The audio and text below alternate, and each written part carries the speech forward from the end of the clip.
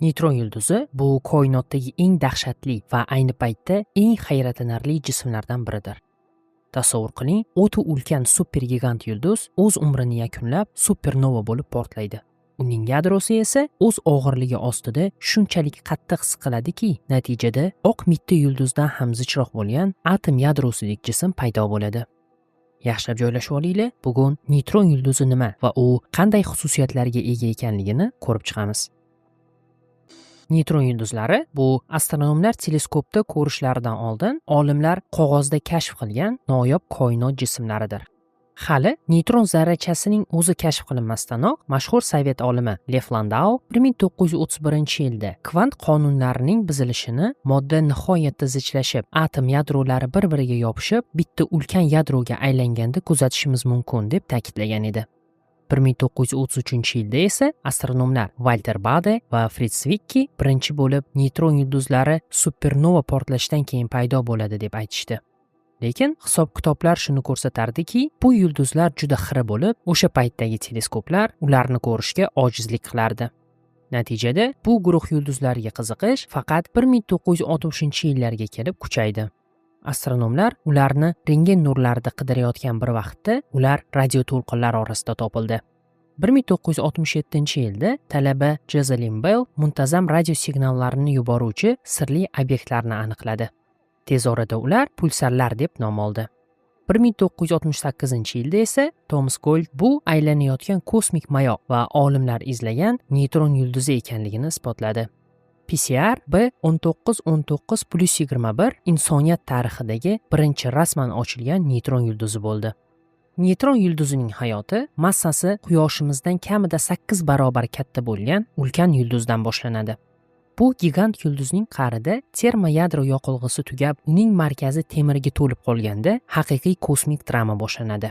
Yadro o'z og'irligini ko'tara olmay qoladi va o'z ichkarisiga qulab tushadi. Harorat aql bovar qilmas 5 milliard darajaga ko'tariladi. Bu haroratda temir atomlari parchalanib, elektron va protonlar bir-biriga qo'shilishni boshlaydi va neytronlarga aylanadi.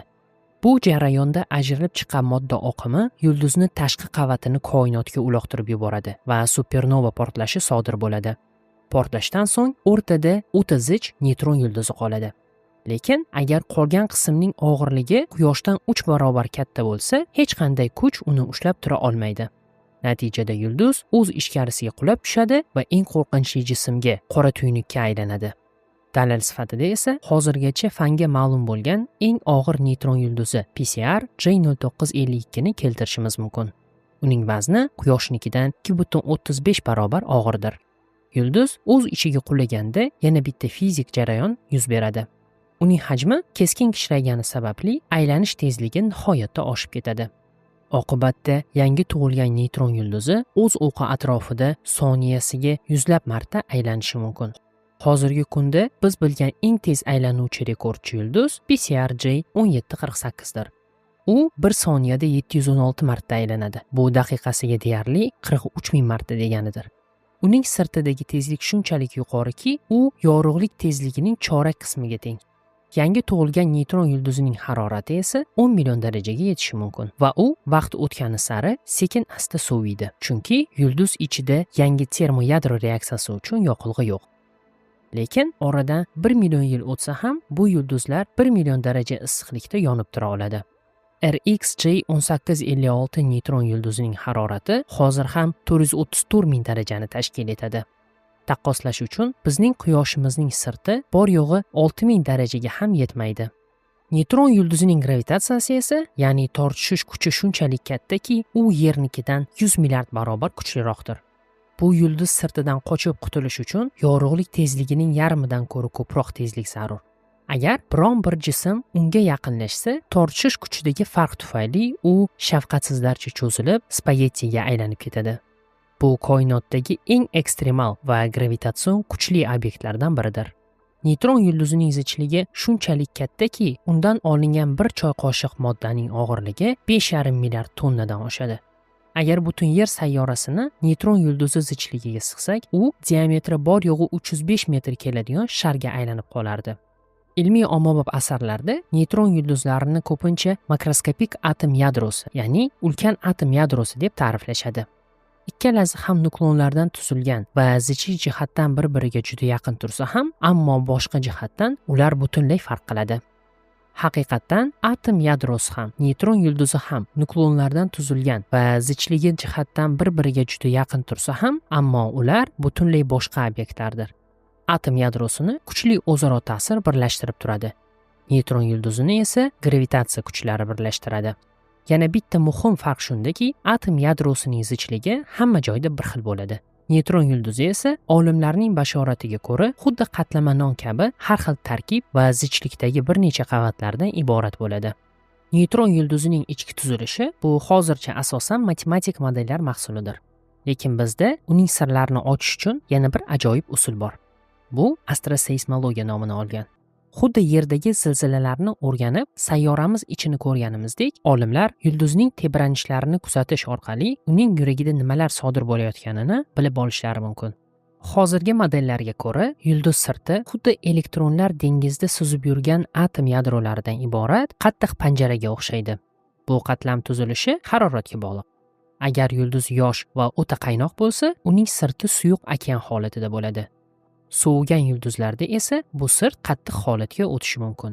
Neutron yulduzining atmosferasi bor yo'g'i bir necha mikrometr qalinlikda bo'lib, u butunlay dahshatli magnit maydoni ta'sirida bo'ladi. Atmosferaning tagida esa o'ta qattiq va silliq qobiq joylashgan. Bu qatlamda gravitatsiya kuchi shu qadar kuchliki, bu sirtda eng baland tog' yoki nottekislik ham 1 millimetrdan oshmaydi. Yulduz ichkarisiga sho'ng'igan sari manzara yanada g'alatilashib boradi. U yerdagi atom yadrolari neutronlarga to'lib toshgan bo'ladi. Eng qizig'i shundaki, u yerdagi neutronlar xuddi erkin qush kabi atom yadrosiga bog'lanib qolmagan holda yulduz ichida bemalol harakatlanib yuradi. Yulduzning zichligi oshgan sari elektronlarni quvvati ham ortib, yanada ko'proq neutronlarni hosil qilaveradi. Shu nuqtada neutron oqimi deb ataladigan o'ta muhim jarayon boshlanadi. Tasavvur qiling, atom yadrolari neutronlarga shu darajada liq to'lib ketganki, ular yadroga sig'may qoladi va tashqariga toshib chiqa boshlaydi. Natijada haqiqiy erkin neutronlar dengizi paydo bo'ladi. Aynan mana shu dengiz yulduzga qo'shimcha bosim berib, uni o'z og'irligi ostida ezilib ketishdan va halokatdan saqlab turadi. O'ta yuqori zichliklarda yulduzni qulashdan saqlab turadigan asosiy kuch ham neutronlar bosimidir. Boshida neutronlar nisbatan tinch, ya'ni yorug'lik tezligidan ancha sekin harakatlanadi. Lekin zichlik nihoyatda oshib ekstremal darajaga yetganda haqiqiy poyga boshlanadi. Neutronlar yorug'lik tezligiga yaqin tezlikda harakatlana boshlaydi va bu dahshatli tezlik yulduz ichidagi bosimni keskin oshirib yuboradi va natijada materiyaning biz bilmagan mutlaq g'ayritabiiy yangi turlari paydo bo'lishi mumkin.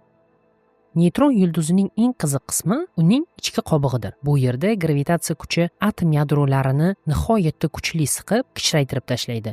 Olimlar bu yerdagi materiyaning holatini hazillashib yadroviy pasta deb atashadi. Nega deysizmi? Chunki bosim ostida ezilgan materiya xuddi spagetti xamiriga o'xshash g'alati shakllarga kirib qoladi. Bo'shliqlar yo'qolib, hamma narsa bir-biriga yopishib ketadi. Yulduzning qoq markazida yadroda nima borligi esa haligacha jumboq. Eng keng tarqalgan nazariyaga ko'ra, u yerda ishqalanishsiz oqadigan super suyuqlik holatidagi neutronlar dengizi mavjud. Lekin bundan ham hayratlanarli g'alati materiya bor degan taxminlar ham mavjud.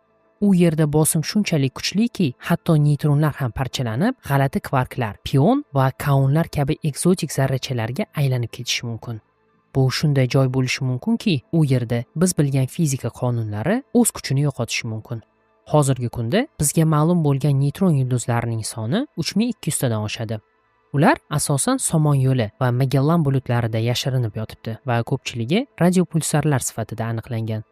Qizig'i shundaki, ular galaktikamizning diski bo'ylab sochilgan. Chunki supernova portlashi yuz berganda, yangi tug'ilgan yulduz xuddi to'p kabi katta kuch bilan tepib yuboriladi va soniyasiga 400 km tezlikda koinot qa'riga uchib ketadi.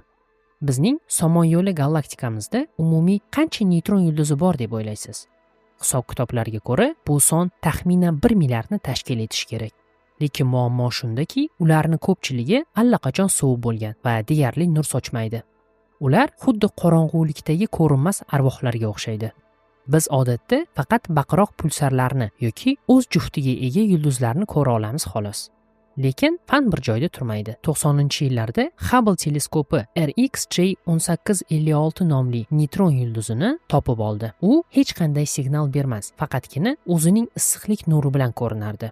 Bugunga kelib esa aniqlangan bizga eng yaqin qo'shnilar Yerdan taxminan 400 yorug'lik yili uzoqlikdagi RxJ1856 va PCRJ0108 neytron yulduzlaridir. Video so'ngida nima uchun neytron yulduzlarni o'rganish muhimligini aytib o'tamiz. Neytron yulduzlari gravitatsion to'lqinlar astronomiyasining kaltidir. Ikki neytron yulduzi bir-biriga urilib, birlashib ketganda koinotni larzaga keltiruvchi kilonova portlashi va qisqa gamma chaqnashlari yuz beradi. 2017-yilda insoniyat tarixida birinchi marta LIGO va Virgo observatoriyalari aynan shunday to'qnashuvdan hosil bo'lgan gravitatsion to'lqinlarni to'g'ridan-to'g'ri ushlashga muvaffaq bo'ldi. Va Einsteinning nisbiylik nazariyasi bergan bashoratlardan biri o'z isbotini topdi.